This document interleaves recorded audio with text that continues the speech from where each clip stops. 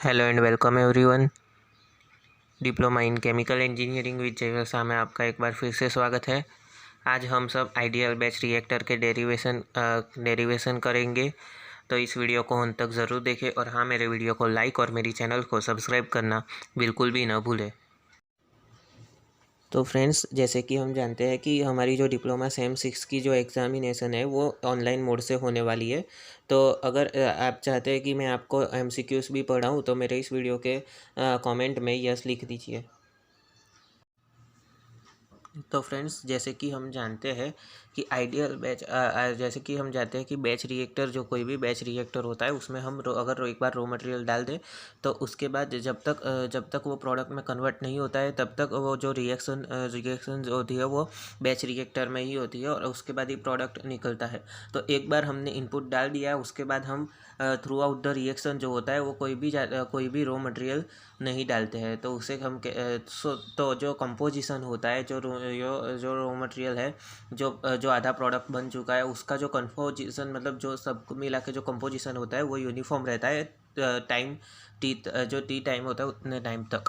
तो अगर हम मटेरियल बैलेंस करें, उसकी लिमिटिंग कंपोनेंट ए के रिस्पेक्ट से मटेरियल बैलेंस करें, सपोज हम एज्यूम करते हैं कि ए जो है वो मटेरियल में जो मटेरियल है और वो रिएक्शन में हिस्सा ले रहा है। तो ए से हम मटेरियल बैलेंस करें तो मटेरियल बैलेंस यानी कि input is equal to output. So rate of flow of A in the reactor, मतलब हमने जितना ए जो है, ये जो ए है हमने वो मटेरियल में डाला, मतलब रॉ मटेरियल जो है वो रॉ मटेरियल के स्वरूप में वो जो ए है वो रॉ मटेरियल के साथ रिएक्टर में हमने डाला और ये जो है ये हमारा प्रोडक्ट है।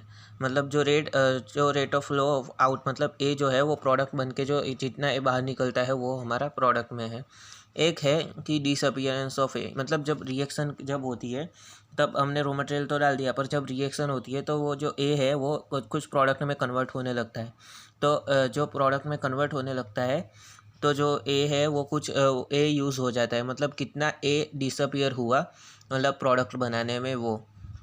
और एक है accumulation of the A with the reactor, मतलब ए जो है वो कितना बचा है वो अभी। In case of the batch reactor no fluid enter और लीव, जैसे कि हमने बताया कि जो बैच रिएक्टर होता है उसमें ना तो फ्लूइड एंटर होता है ना तो वो लीव होता है जितने टाइम तक रिएक्शन होती है उतने टाइम तक। तो इनफ्लो ऑफ ए और आउटफ्लो ए को हम ज़ीरो एज्यूम करते हैं। तो ये जो है, ये जो दोनों ए रिएक्टर है और ये जो है वो जीरो हो गया। In case of batch reactor no fluid enters और leaves to the reactor and remains and reactor during the reaction, मतलब कोई भी अगर एक बार रिएक्शन शुरू हो जाता है तो हम कोई भी प्रकार का रॉ मटेरियल इनलेट नहीं लेते हैं और ना ही कोई प्रोडक्ट की हम आउटलेट लेते हैं। यानी कि ये जो आउटफ्लो और इनफ्लो जो होता है और एक बार रिएक्शन शुरू हो जाए उसके बाद जो इनफ्लो और आउटफ्लो है वो ज़ीरो हो जाता है, तो इसको हम कट कर देते हैं। तो हमें क्या हम जो ये और उसके बाद जो ये रेट ऑफ एक्यूमुलेशन है उसको अगर हम रिएक्शन के इस साइड ले आए, मतलब इज इक्वल टू के इस साइड ले आए, तो हमें कुछ इस प्रकार का मिलेगा कि rate of disappearance of a chemical reaction with in the mole पर लीटर, और ये जो है वो एक्यूमुलेशन, और ये जो है वो माइनस हो जाएगा क्योंकि ये यहाँ से हमने इज इक्वल टू के उस साइड ले गए इसलिए ये माइनस हो जाएगा।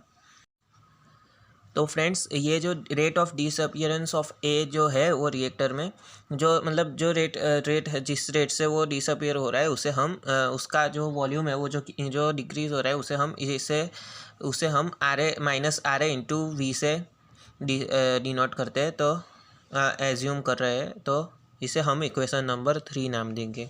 अभी मोल्स ऑफ ए है फीड जो है, मतलब जितने मोल्स ऑफ ए जो फीड हमने डाली उसमें से जो मोल्स ऑफ ए है वो हम एज्यूम करते हैं Na0, एन मीन्स Na और 0, मतलब तो so conversion of A at the time T, जो टाइम टी है उसके टाइम पे कन्वर्जन जो ए है, जिसका मतलब जो भी कन्वर्जन हुआ उसमें से जो ए का मोल फ्रैक्शन है उसे हम एक्स ए कहते हैं। तो कन्वर्जन का जो फॉर्मूला है कि moles of A reacted by moles of A feed, तो उसमें से हमें पता, तो अभी हमने जो एज्यूम किया है उस पे से जो उसमें जो मोल्स ऑफ ए जो फीड किया है वो Na0 है और एक्स ए तो हमें पता ही एक्स ए, और अभी Na और XA को मल्टीप्लाई करने पर हमको पता चल जाएगा, हमें मिलेगा मोल्स ऑफ ए रिएक्टेड कितना है। तो अभी हम उसे जो मोल ऑफ ए रिमेन्स है, मतलब जो मोल ऑफ ए अनरिएक्टेड बचा है, उसे हम Na एज्यूम करते हैं। तो अभी मोल्स ऑफ ए का मतलब मटेरियल बैलेंस करने पर हमें कुछ इस प्रकार का मिलेगा कि moles of A feed is equal two moles of A reacted plus moles of A unreacted. तो अभी मोल्स ऑफ ए जो फीड किया है वो हमने एज्यूम किया था Na0। तो Na0 मतलब जो है उसे हम यहाँ पे रखते हैं, और जो Na और उस is equal two moles of A unreacted यानी कि XA इंटू Na0 और प्लस Na यानी कि मोल्स ऑफ ए अनरिएक्टेड जो हमने एज्यूम किया था Na वो।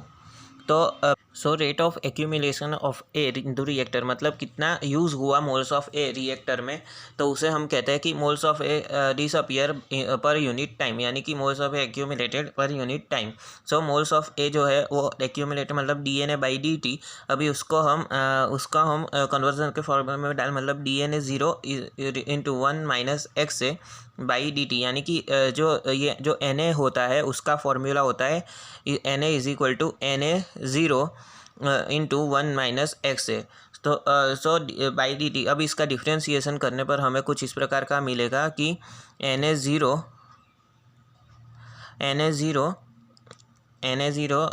Into 0 minus dxa by dt। सो इसे हम इक्वेशन नंबर 4 नाम देते हैं।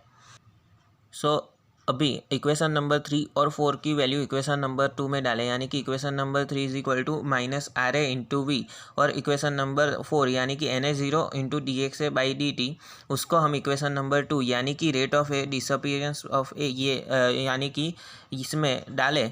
तो हमें इक्वेशन नंबर 2 में डालें तो हमें कुछ इस प्रकार का इक्वेशन मिलेगा, minus RA into V is equal to minus Na0 into dxa by dt, यानी कि जो रेट ऑफ एक्यूमुलेशन था वो माइनस में था, और ये भी हमारा जो माइनस में था, तो हमारा ये जो माइनस माइनस है वो कट हो जाता है। तो हमें कुछ इस प्रकार का इक्वेशन मिलेगा कि minus RA into V is equal to Na0 into dxa by dt। So dt is equal to Na0 dxa by minus RA into V. जो ये RA इंटू वी है इसे हम इस साइड ले आए और ये dt को इस साइड ले आए, तो हमें कुछ इस प्रकार का इक्वेशन मिलेगा कि dt is equal to Na0 into dxa by minus RA into V. अगर दोनों साइड लिमिट लेके हम इंटीग्रेशन करें, जैसे कि एज्यूम करते हैं कि अगर t 0 हुआ तो उसे XA इज इक्वल टू 0, और t is equal to t हुआ तो XA is equal to XA। So अभी 0 to t dt is equal to Na0 into XA into 0 to XA dxa by minus RA into V. So इसका integration करने पर हमें कुछ इस प्रकार की वैल्यू मिलेगी जिसे हम इक्वेशन नंबर 5 नाम देंगे। तो फ्रेंड्स यहाँ पे जो इक्वेशन नंबर 5 है वो जनरल इक्वेशन है बैच रिएक्टर के कन्वर्जन की टर्म में। तो अगर हम कांस्टेंट वॉल्यूम या अगर कांस्टेंट डेंसिटी रही तो epsilon A is equal to 0 हो जाएगा, और जो V है वो जो V है वो V0 हो जाएगा। तो अगर हम यहाँ पे जो V0 हो गए तो वो जो है वो इनिशियल हो जाएगा, मतलब वो जो है वो इंटीग्रेशन के बाहर आ जाएगा। तो उसे हम V is equal to V0 होने पर तो ये जो हमें कुछ इस प्रकार की इक्वेशन मिलेगी कि Na0 by V0 into 0 to XA dxa by minus RA। So t is equal to अभी जो ये जो Na0 बाई V0 है उसके वो इसके बराबर CA0 होता है फॉर्मूला के हिसाब से। तो so CA0 is equal to x इस प्रकार की हमें इक्वेशन मिलेगी।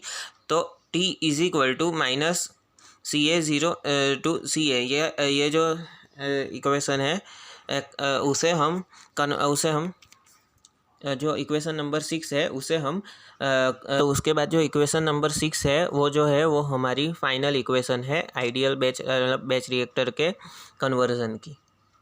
तो फ्रेंड्स आशा रखता हूँ कि आज के वीडियो में मैंने आपको जो कुछ भी मेरी समझाने की कोशिश की है वो आपको समझ में आ गया होगा।